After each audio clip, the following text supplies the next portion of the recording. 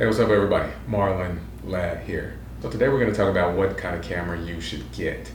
Okay, if you're a filmmaker or a photographer, it just depends what you want to do. Like as a filmmaker, a lot of times you want your camera to have good video quality, but also good photography quality. So you want the megapixels to be high, like at least 20, you know.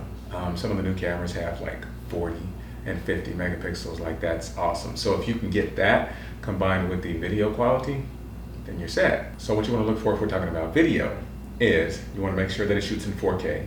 Don't get any cameras that shoot in 1080p only. That is so old school, okay? Everything is going to 4K and above. So you want 4K, and it's not just about getting 4K, it's also about the quality of 4K, okay? You want to look at the megabits, which is the speed of the recording, which translates to the quality of the picture. So anything over at least 100 megabits is good. So it'll record 4K, like 2160 by 3840 or 4096, and it'll record that at like 100 megabits or 200 megabits or 400 megabits, okay? The higher that number is, then the higher the quality of the picture, all right? So the other thing that you want to look at, if you are a filmmaker, okay, it depends on your needs. If you're shooting a lot of music videos and things like that, you are going to need slow motion. So you need a camera that has slow motion capabilities, at least 60p at 4K, okay? Now, keep in mind, whatever camera you get, it's not gonna have everything you want unless you're paying big money. So the cameras that I'm talking about now are usually under $5,000. You get great cameras under $5,000. Now, if you're going up to 10, 15, yeah, you might be able to get pretty much everything you want. But aside from that, it ain't gonna happen. So you're gonna have to sacrifice something. Maybe it shoots 4K and 60 instead of 4K at 120 frames per second. Or maybe it shoots 4K at 120 frames per second, but not 240 frames per second. So you have to decide on that, what's more important to you. The other thing that you need to think about is low light capabilities, okay, which is going to translate to your sensor size, okay? The bigger sensors usually are better in low light.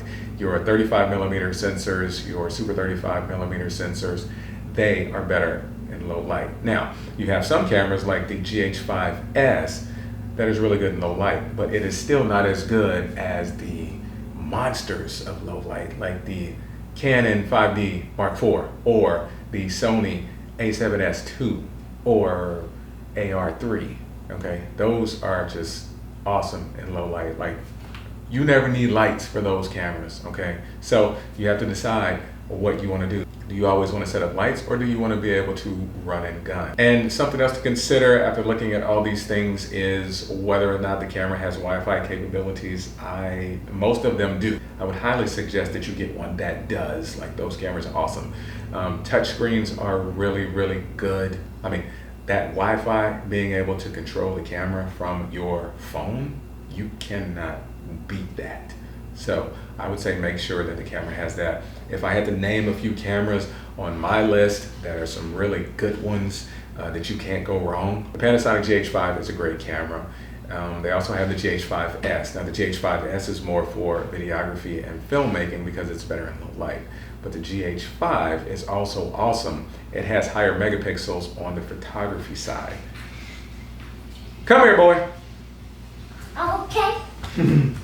You want to sit with Daddy while he's doing this video? Okay. Okay. Oh, that's this.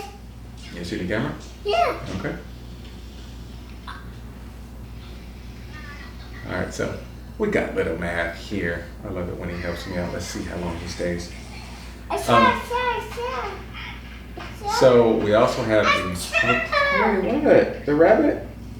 Okay. Here, Papa. Another camera that I've used that is really awesome is the Sony A7S II. I did not need lights when I used this camera. It was one that I rented, and it is great. I think it has a super 35 millimeter sensor, and I love that camera. So that is another good one to get. All right, so look, now we got Harley. We got all these distractions going on. I'm gonna try and finish this, okay? So the Canon 5D Mark IV is also an awesome camera. It's great in low light, so it's the Mark III. I'm a little off Canon though. They have too many models, too expensive for what they do. So I used to be a big time Canon fan, but I'm not anymore. There's too many cameras on the market. that are better than those at a cheaper price, and that's how it should be. It's like Canon they have this name and they're like, yeah, you're gonna pay more money for a camera, and it's like, man, come on. We're like independent out here. There's no need for that camera, the Mark IV, to cost as much as it does for what it does. Anyway, so that's a good one. Also, stay tuned for the Black Magic Pocket Camera, which is supposed to come out in September. That's one that I'm looking at. I may purchase it. I'm not sure. We'll see. Anyway, I hope all of this information helped you.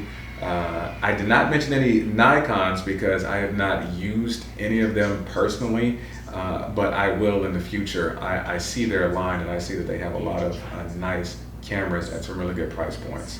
So keep that in mind. If you have any questions, hit me up and I'll see if I can do a video for you. All right, until next time, I am Marlon. Hey, can you say bye-bye? Say bye-bye. Bye-bye. Yeah. Thank you.